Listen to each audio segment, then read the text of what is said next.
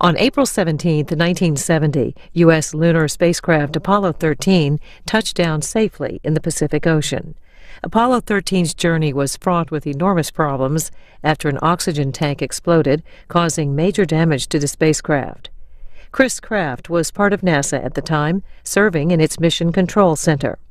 Coming up, Chris Kraft talks about the Apollo 13 flight and several other experiences working at NASA. Mr. Kraft also discusses his book, Flight: My Life in Mission Control.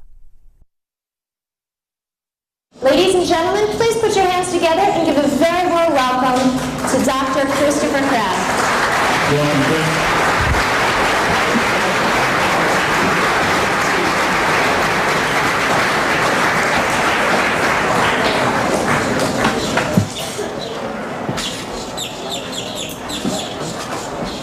Thank you for joining us today, Doctor. It's a pleasure to have you here. Thank you for being here. We just finished up with some questions from the audience. I don't know if you heard the last one, but the intent was, how do we deal with things that might go wrong? And sir, I think you're the expert and probably invented the system of figuring out how do we deal with what might go wrong, how do we run the mission and control or direct it and manage the big team. I wonder if you'd talk a little bit about that and about perhaps the book that tells more about that, and I think you'll see some real questions. This is a very space-oriented group, and I think it should be very, very good for everybody. Thank you. Well, Ken knows it's a lot more complex today than it was when we started. When we started, we had a lot more unknowns than perhaps they do today. As soon as Mr. Don made the office, because he knows more about it than I do, at least from the ground's point of view. I think that what we tried to do is figure out all of the things that could go wrong and be prepared to deal with them, and we call those mission rules. And we wrote all the procedures, both for ourselves and the astronauts, and call those malfunction procedures. So we each knew what was expected of each other. We depended on each other. We integrated the astronauts into doing the job in space, and we did the job on the ground to keep them there and to accomplish the mission. A little different than you do when you're at Cape Canaveral. At Cape Canaveral, when you're preparing a spaceship and something goes wrong, you're trying to figure out how to fix it. It's a little different for the flight control team because they don't have any spares around in a spaceship in those days to fix the equipment, so we had to try to figure out how to accomplish the mission even though the equipment was malfunctioning. Fortunately, when you get to the space station, hopefully you'll be able to maintain those systems in space, and I think that will take some of the hundreds of flights that Ken Cameron was talking about in order to bring up those spares. Thank you very much, Doctor. Now, I'm going to come out into the audience to get some questions from all you folks for Dr. Kraft. Now, while I'm on my way down to get some questions, Doctor, would you mind telling us a little bit about your book, please? Perhaps I'll do that. I tried to write this book for a number of reasons. I thought that most of the books about the space program that you've seen have been written by astronauts, and they are fine books, but they tell it from a point of view of flying the machines and how they were trained to fly them. I thought it would be of interest to the country to find out how we managed it, how we developed the flight control system and techniques and ideas initially, and also to surface a lot of the very, very great people who worked in the program during the time I was there that most of the country didn't know about but contributed a great deal to the success of our operation. So that's what this book is all about. Thank you very much. Now we do have our first question for you, Dr. Kraft. I'm Kelsey and I'm from Dallas. I would like to know, where were you when Apollo 13 had all their problems? Where was I when Apollo 13 had all its problems? I was in the shower, and Mr. Kranz called me within about 5 minutes and said they were having problems and I better get my fanny out there.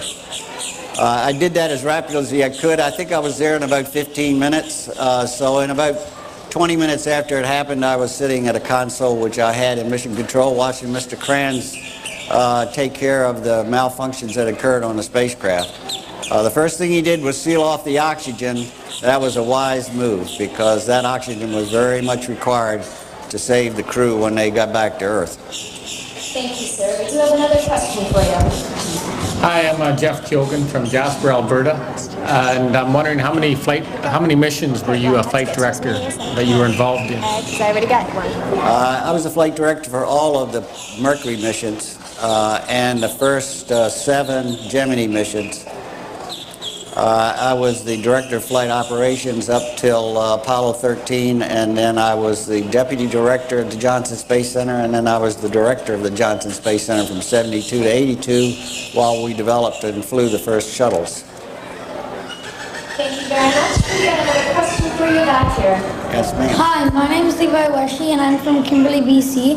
Where specifically was the Canadian arm built?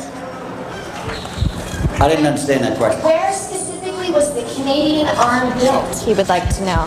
The Canadian arm was built in Toronto, I believe, and probably a number of other cities in Canada because I'm sure they had a large number of subcontractors. So it was probably assembled and put together and tested in Toronto. We've got another question for you up here, sir. Hi, I'm Catherine from Indiana, and those of us of our generation remember you quite well. And we'd like to know probably what's your proudest moment of the whole, your astronaut time. Fun question. We had Bobby Knight in Texas. Maybe you'll come down and see him play basketball. I had many proud moments. I don't think I could single out any one proud moment. That would be extremely difficult for me to do. I think Alan Shepard was certainly a flight where I learned to be a flight director because until you put a human being on the end of a rocket, you don't really understand the problem. And I was pretty nervous. I was pretty exhilarated when it was over, as was Alan Shepard. Certainly Glenn's flight was a great flight for all of us. And then each one got better. Apollo 8 was probably my most exhilarating moment because I was the guy that had talked the management into putting the vehicle around the moon and then in orbit around the moon, and that's a little bit different than just going around it. So it had to work going in and it had to work coming out, and that was pretty exciting and pretty demanding on my heart, I suppose. Now, Dr. Kraft, we do another question for you over here. My name is Beth. I'm from Maryland. Does the astronauts still drink Tang? Do the astronauts still drink Tang? She would like to know. I'm sure the astronauts still drink orange juice, but I don't think they ever thought much of Tang. I'm on my way over to get another question back here. Dr. Kraft, my name is Willa from Columbia, South Carolina. Who was the most difficult astronaut that you had to work with on a flight? I may want you to tell all today. You better read my book. It'd be a lot easier for me to have you read my book, and I was pretty straightforward about who was good, who was bad, who was indifferent, and who was the best. We've got another question for you back here, Doctor. I'm Michelle, and I'm from South Dakota, and I'm just curious what your thoughts are about civilians flying up in space, especially after the Challenger accident and the teacher. Would you repeat that, please? What your thoughts were about civilians flying in space? I still didn't. Would you repeat it for her? How do you feel about civilians flying into space, especially after we had our Challenger? That's a good question with Mr. Tito from who hasn't paid the Russians $20 million, or he has $20 million in escrow. He hadn't paid the Russians anything yet. That's the reason they're so anxious to get him up there. I think if you're going to go into space, you've got to be trained to go into space. And if you're not, and you don't have the right feeling, the right attitude, the right things going on in your head, then you ought not be there. And I think NASA knows how to do that extremely well, and I don't think Mr. Tito, who wants to go, has been through that yet. Eventually, I think anybody can go into space, but I think right now you don't want somebody that's going to be up there that you aren't quite sure how they're going to react. And believe me, Even though you may not know it, there are a lot of bad things that have happened with people in space, some of whom were not astronauts. Thank you, sir. We've got another question for you. My name is Andrew Murdoch. I'm from Chicago. My question is, why is mission control in Houston instead of here where the shuttles are launched? That's a very good question. Initially, I'd have to say that the Johnson Space Center, as it is known today, arrived in Houston because of the politics. When you have Lyndon Johnson as the president and the other congressman from Texas, then it's all, beg your pardon? And yeah, I was getting ready to Tiger, but Albert Thomas was the gentleman I was trying to think of, because Albert Thomas was head of the Appropriations Committee at the time. And certainly we arrived in Texas because they had a lot to do with it, and that's where we ended up. There were 7 cities being considered, and if you had asked us to rank them in the program, we'd have put Texas 7th. After we got there, we put Texas first because I think it has been very good for us. But a more direct answer to your question is, when this thing lifts off the pad, you could be in Timbuktu and it wouldn't make any difference, because from then on you're dependent upon communications lines from around the world as it flies either around the world or out into deep space. So it really doesn't make any difference where the control center is. We wanted the control center where it was after we moved to Texas because we wanted the flight control people, the astronauts, and the engineers that built it to work together to build the best machine. Thank you. We've got a curious young lady here with another question for you. I'm Rebecca Fox from Colorado Springs. I wanted to know about how many gallons of oxygen does a person need for a flight? Well, it depends on the shuttle or the space station. It takes hundreds of pounds of liquid oxygen. And as the astronaut before me said, in many cases you take liquid oxygen with you for breathing and for using to supply the power to the fuel to the fuel cells. And then there is a closed system that makes oxygen out of water as the fuel cells produce water. So it's a complicated system. The direct number of pounds involved I can't honestly give you, and I don't think anybody could give you the total exact number of pounds, but it is lots of pounds. Thank you, sir. Now we do have time for a few more questions for you. And by the way, it takes about a pound of oxygen per day per person, if that helps you any. Thank you. Hi, Chris. This is Dave from Chicago. Thank you for joining us today. There was an intense space race at your moment in time. What kind of pressure did that put on you and your team to deliver the results you had to deliver? It's a great question. Well, I'd be foolish to say it put no pressure on us, because it certainly did. But the pressure was good, not bad. And particularly in retrospect, I think that when you have the demands of the program, when you have the demands of a goal, when you get the commitment and dedication that brings from the people involved, you actually get more out of the people than you would ever gotten under any other circumstances. So that truly was a wonderful experience to go through, because people were giving you 110% of what their capabilities were, and their capabilities improved every day as a result of that. And so I don't think that we saw it at the time as being any great pressure. We wanted to beat the Russians into space, and that was a very big disappointment to us that we didn't. But we also wanted to beat them to the moon, and we did that in spades. So that was a very exhilarating feeling. But the time period that we worked in the 60s was really a great time, and I, for one, knew it was a great time, and that was a very fortunate thing, because I enjoyed every moment of it. And I think everybody that worked in the program enjoyed it. They put away their petty differences, and they worked very, very hard at getting the job done, and that was wonderful. Thank you, Doctor. I'm to your left with another question for you. My name's Alex Drake, and I'm from Pennsylvania, and I wanted to know how much school is required to be a director, a flight director, or an astronaut. How much schooling is required in order to pursue a career as flight director or as an astronaut, you would like to know? I think it takes more experience than it does schooling. I think that you get fundamental teaching when you go to college, whether you get a BS degree or an MS or a PhD. But after that, it's really experience in the field in which you want to go into. My recommendation is if you're interested in getting into the space program, and for that matter, any place you want to go in technology, you better become an expert in something. It's very difficult to become a manager if you don't understand what it takes to get a job done. And you only understand that by becoming an expert in some field. And from there to becoming a good manager, frankly, takes a thick skin. Listen up, kids.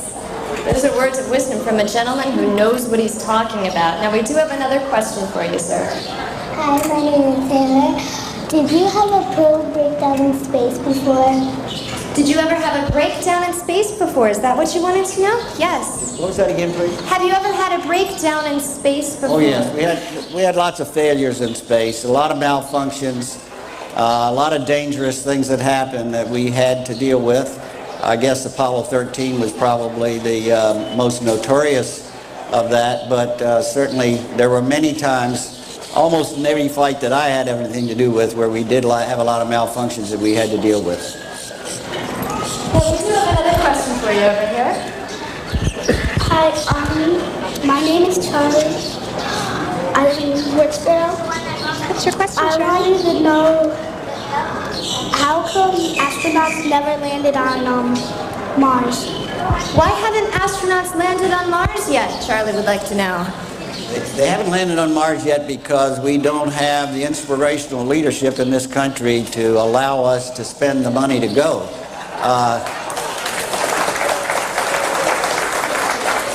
I would be hopeful, young man, that if you really want to answer to that question, that you become a congressman or a senator and vote us the funds. And I hope I'm still alive to spend them, but I doubt it. Thank you, sir. We've got another question for you back here. My name is Joshua, and I live in Lake Worth. What's your question, Joshua? Have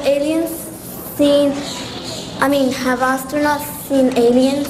Joshua would like to know if astronauts have ever seen aliens. There's some people that say that, but I don't think so.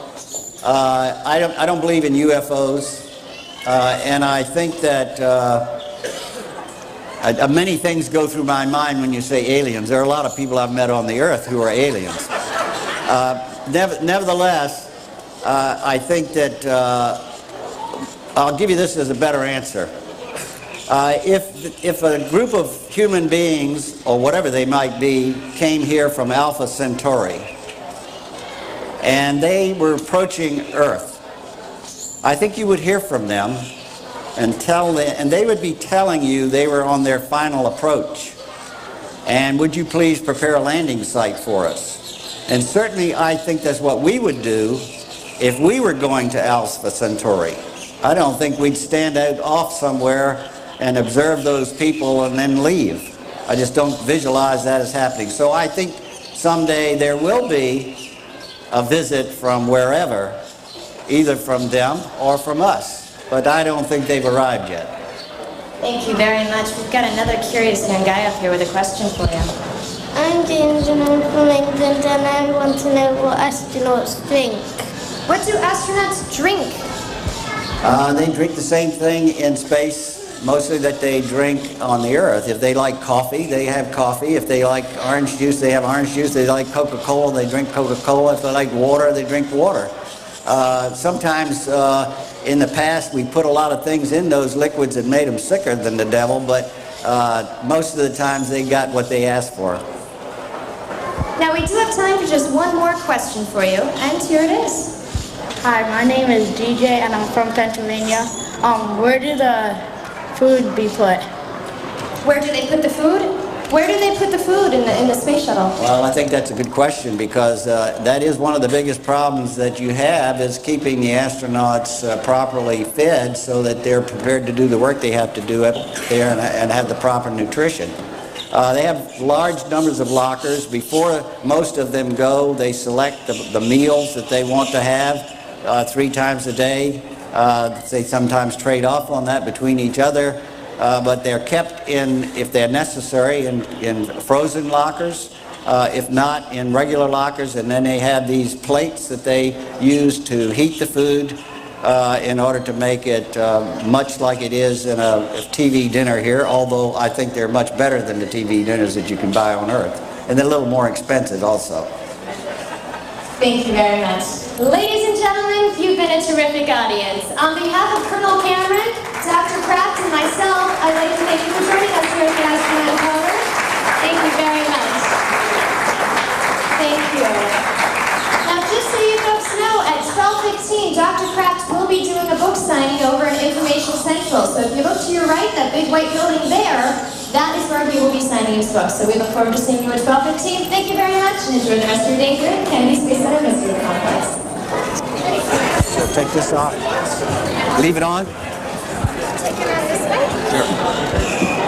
I think you'll see some real questions. This is a very space-oriented group, and I think should be very, very good for everybody. Thank you. Well, Ken knows it's a lot more complex today than it was when we started. When we started, we had a lot more unknowns that perhaps they do today. As soon as Mr. John made the office, because he knows more about it than I do, at least from the ground's point of view. I think that what we tried to do is figure out all of the things that could go wrong and be prepared to deal with them, and we call those mission rules. And we wrote all the procedures, both for ourselves and the astronauts, and call those malfunction procedures. So we each knew what was expected. On April 17, 1970, U.S. lunar spacecraft Apollo 13 touched down safely in the Pacific Ocean. Apollo 13's journey was fraught with enormous problems after an oxygen tank exploded, causing major damage to the spacecraft. Chris Kraft was part of NASA at the time, serving in its Mission Control Center. Coming up, Chris Kraft talks about the Apollo 13 flight and several other experiences working at NASA. Mr. Kraft also discusses his book, Flight: My Life in Mission Control. Ladies and gentlemen, please put your hands together and give a very warm welcome to Dr. Christopher Kraft. Welcome, Chris. Expected of each other. We depended on each other. We integrated the astronauts into doing the job in space, and we did the job on the ground to keep them there and to accomplish the mission. A little different than you do when you're at Cape Canaveral. At Cape Canaveral, when you're preparing a spaceship and something goes wrong, you're trying to figure out how to fix it. It's a little different for the flight control team because they don't have any spares around in a spaceship in those days to fix the equipment, so we had to try to figure out how to accomplish the mission even though the equipment was malfunctioning. Fortunately, when you get to the space station, hopefully you'll be able to maintain those systems in space, and I think that will take some of the hundreds of flights that Ken Cameron was talking about.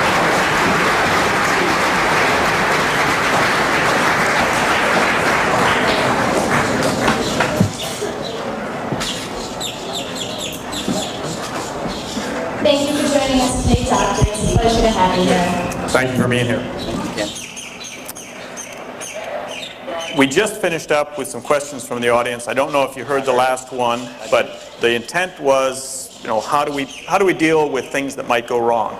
And sir, I think you're the expert and probably invented the system of figuring out how do we deal with what might go wrong, how do we run the mission and control or direct it and manage the big team. I wonder if you'd talk a little bit about that and about perhaps the book that tells more about that. And in order to bring up those spares.